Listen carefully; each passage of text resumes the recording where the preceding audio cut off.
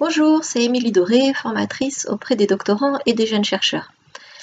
Je voudrais revenir dans cette vidéo sur l'écriture de la thèse. Qu'est-ce qui se passe quand on écrit sa thèse dans notre tête? Souvent, vous l'aurez remarqué, on écrit pour un lecteur imaginaire, c'est-à-dire on s'imagine qui va nous lire. Et c'est toujours plus ou moins présent en toile de fond dans notre esprit. Si j'écris ça, un tel ne me comprendra pas. Et alors, ce qui se passe, c'est que on écrit trop souvent pour son directeur de thèse ou pour son jury, en essayant d'être convaincant, d'être intelligent et d'avoir l'air savant pour eux.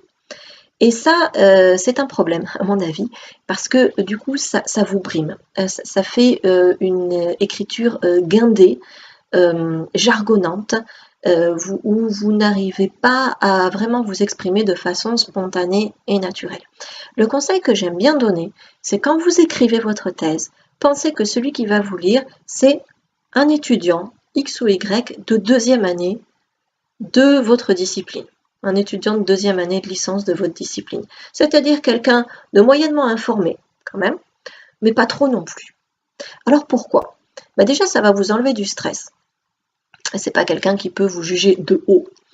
Et puis surtout, ça va vous amener, d'imaginer ça, ça va vous amener à être plus clair. Parce qu'un étudiant de deuxième année, il va falloir que vous lui expliquiez le cheminement de votre pensée. Et ça va vous amener, vous, à être plus clair avec vous-même. Vous allez devoir faire en fait un effort de pédagogie. Et c'est très important dans une thèse de faire un effort de pédagogie.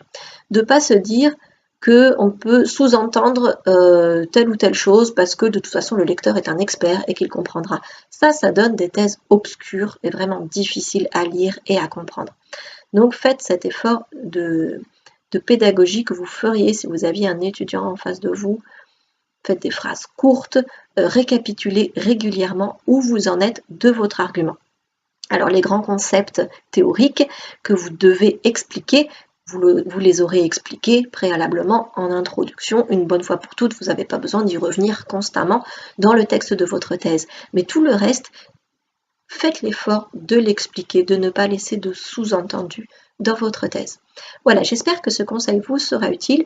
C'est tout simple, mais peut-être que ça peut vous permettre aussi d'avoir un texte de meilleure qualité, puis un texte qui sera plus aisé et plus plaisant à lire pour votre lecteur. À bientôt.